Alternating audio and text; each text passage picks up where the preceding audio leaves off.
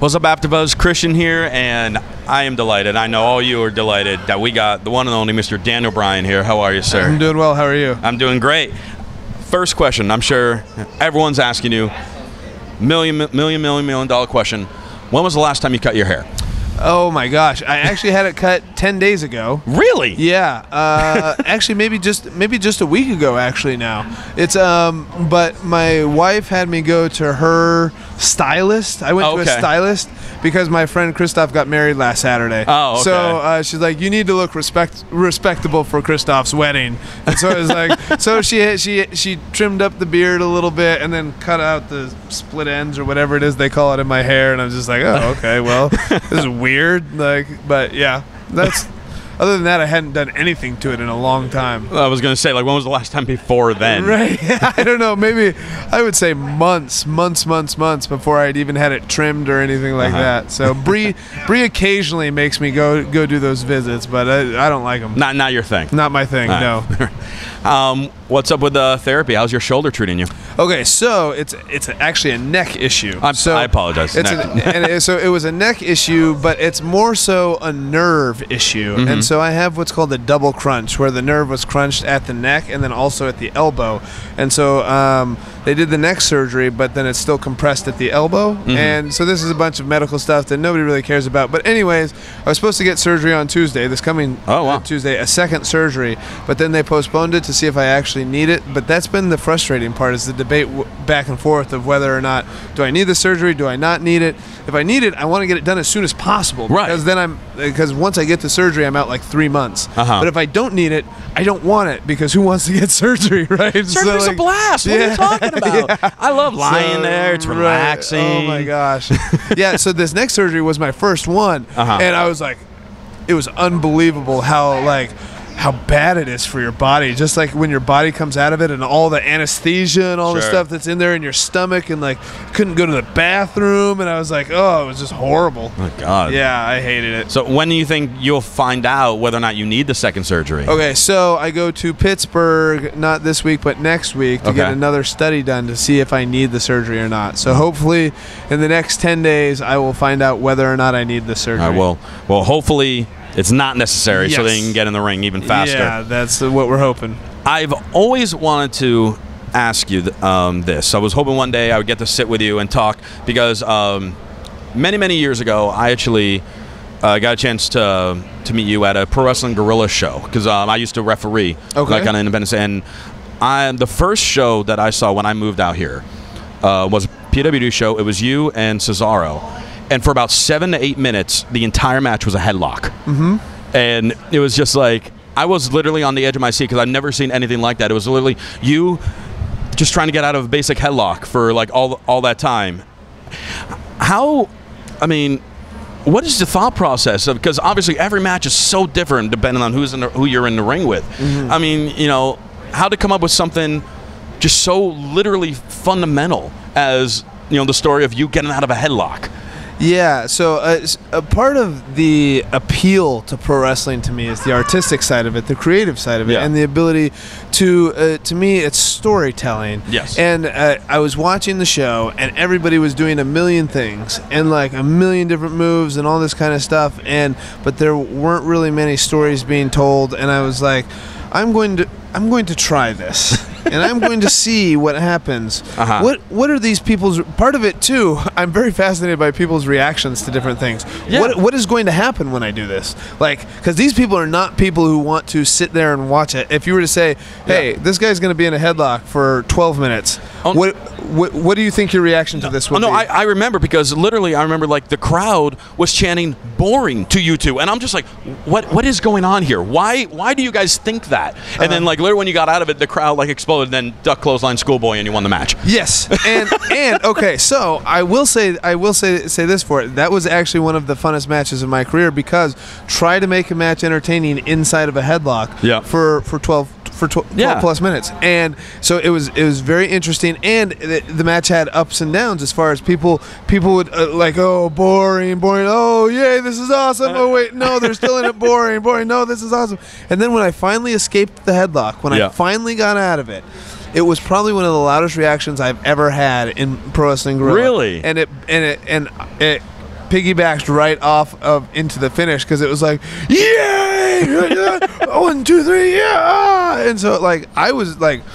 But it's interesting because you have to know your audience. Sure. And it's like, for example, if all those people going to see Guardians of the Galaxy or Hercules these last couple weeks, right? If they went there and then instead of seeing that movie, they got some like if Hercules wasn't what it was kind of advertised to be, and turns to a romantic comedy. No, and it turned into this like avant-garde French movie or something like that. And there's The Rock pretending to be Hercules, but he's going s'il vous plaît, and people would be like, what on earth am I watching? Like, this is horrible. Like, it doesn't mean it's bad. It's just that they were watching something they weren't. We we released something on them that they weren't expecting to get. Yeah, and like I mean, like it was how many years ago, and like still, to me, that's one of my like all-time favorite matches that I've ever witnessed live in person. So thank you for that. Yeah, you're welcome. This Sunday, your wife, she's wrestling your boss. Yeah, she got to slap my boss a couple times. She slapped her, tackled her to the ground. Yep. Got her arrested. Yep. Lots of violence. Yeah. Yeah. What has her training regimen been like? Have you been like helping her even more so prepare for this type of match over others? Yeah, well, and it's been hard because she hasn't, with the whole story of her being gone, she hasn't been wrestling. Right. And so that's the hard thing to prepare for a wrestling match is when you're not wrestling, because when you're wrestling, you're in ring shape, and ring shape is different than any other type of shape. Sure. And so it's like we've been doing a lot of like CrossFit stuff, a lot of burpees, a lot of body weight stuff, just because when you get in there, it's the last thing you want to do in a really big match is get tired. And so doing that, and then just working on her wrestling stuff. But she works really hard, and she's going to do great. And I'm really looking forward to the match. It should be a lot of fun. Yeah. Are you going to be in her corner? I don't think so. Oh, really? They won't let you? No, probably not. Yeah. No, I would assume not. All right. Let me ask you, we were talking a little about like the PWG, a lot of those kind of independent and international stars, more and more are coming to NXT. Kevin Steen, recently big news. Right. Kenta, Fergal Devitt. How does it feel, you were one of those guys that really started this, really almost like this transition of just kind of not like the land of the giants per se, and more and more guys are coming into it. I mean, that's got to be a great feeling.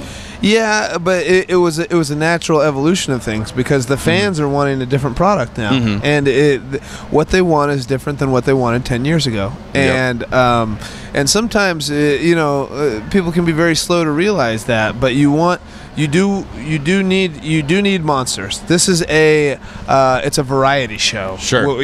Wrestling is. If you had everybody who was like me and you had Ring of Honor, essentially that's not as palatable as if you have like all these ups and downs and all these different things. Like to me, you need Great Khali every bit as much as you need Daniel Bryan. And so like because that's what makes wrestling fun. Like when I watched wrestling when I was a kid, one of the first things that grabbed me, the first time I was ever introduced to wrestling was through wrestling magazines. My family didn't watch it. Like I had a friend come over and he like had these wrestling magazines and he showed them to me, and I would just looked at it and I was like, look at all these weird and wacky characters. What is this? Who was the first one that stood out in that magazine? Do you remember? I have no idea. Okay. No. I don't remember. I just remember my friend Abe Godfrey. He said, "Okay, I'm going to show you something, but you have to promise not to tell anybody." And he started pulling out a magazine, and it's like it's this wrestling magazine, and I was just like, I was entranced. It wasn't like a Playboy. It was a wrestling magazine. No.